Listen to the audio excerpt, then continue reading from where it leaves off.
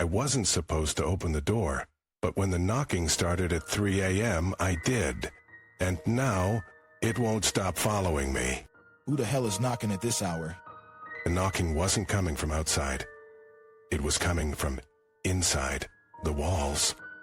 You hear it too, right? That's not just me.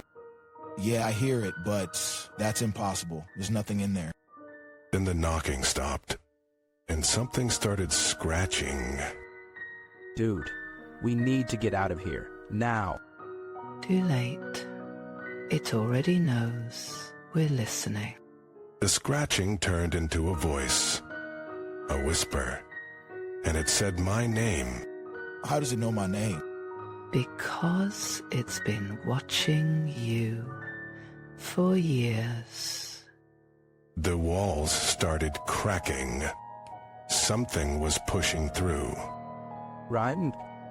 But the front door was gone. Just a solid wall where it used to be. It's playing with us. What the hell is it? The whisper came again, closer this time, right behind my ear. Oh God, it's in the room with us. Don't turn around. But I did. What is that? It wasn't human. It wasn't even alive. But it was smiling. It wants us to see. See what? The thing reached out, and the lights went out. Where'd it go? It didn't go anywhere. The whispering started again, but this time it wasn't just one voice. There's more of them. I've always been here. The walls started bleeding. This isn't real. This can't be real. Then the first scream ripped through the house. Too late. They're inside us now. My skin started crawling. Something was moving under it. Get it out. Get it out. But it was too late. The thing was part of me now. What does it want? Everything. The whispering grew louder, and then the house started screaming. We're not alone. We never were. The walls peeled back, and then I saw them, hundreds of them, watching, waiting. They're not letting us leave. Because we're already. The thing smiled wider, and then it spoke. What did it say? It said, What does that mean? It means we weren't meant to survive. The thing stepped forward, its body twisted in ways that shouldn't be possible. Oh God, its eyes. Don't look at its eyes. Too late. Male, too, locked onto its gaze, and then he started laughing. What's wrong with him? It's in his head now. Male 2's laughter turned into screams. His skin split open. Something black and wet pushed its way out. We have to go, now. The floorboards cracked beneath us. Hands, skeletal, rotting, reached up from below. The house is alive. Yeah, we burn it down. I grabbed a lighter from my pocket. The thing in the corner tilted its head, almost amused. It ain't. Why not? Because the house wants to burn. The moment I flicked the lighter, the walls burst into flames. But the fire didn't spread. It just pulsed like a heartbeat. This isn't fire? It's breathing. The thing stepped into the flames. Its skin peeled away, revealing something worse underneath. Join us. Male 2's body collapsed. The thing inside him stood up, smiling. We're next. No, we're already gone. The whispers filled my skull. The walls closed in. And then... It's okay. Just close your eyes. So I did. Distant, fading. You should have run when you had the chance. Maybe he was right. I wasn't supposed to open the door, but when the knocking started at 3 a.m., I did, and now I can't stop screaming. Who the hell's knocking at this hour? The knocking wasn't coming from outside. It was coming from inside, the walls. Did you hear that? Of course I heard it. It's right behind the damn drywall. The knocking grew louder, faster, like something was trying to claw its way out.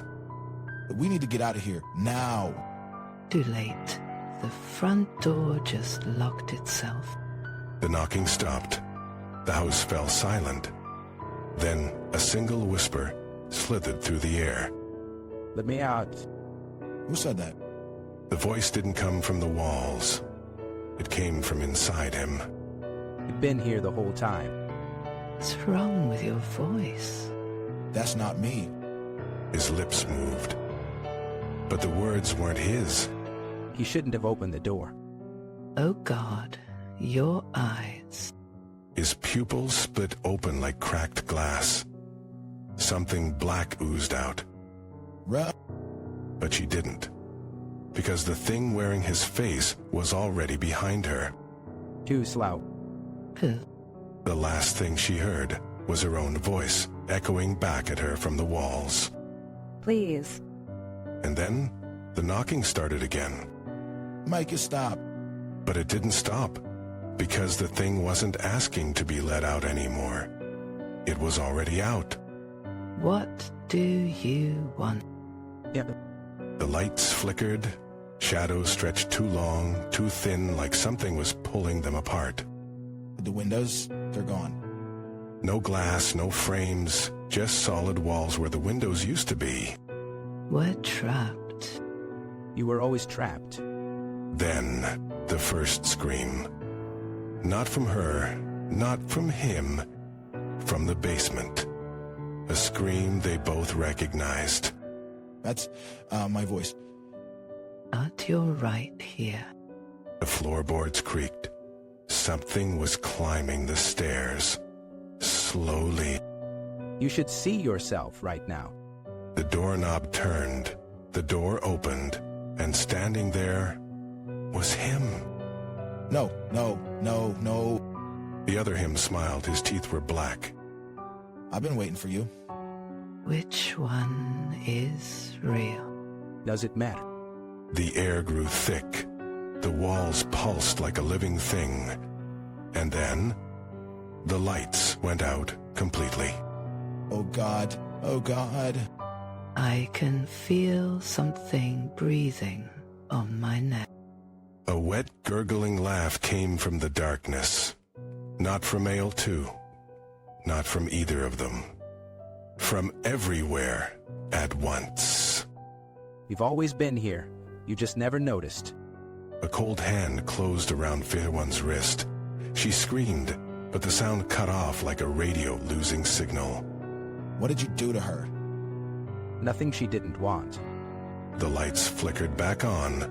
Female one was gone. Only a dark, greasy stain remained where she'd been standing.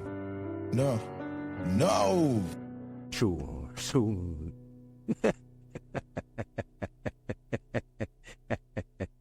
No, I hear next.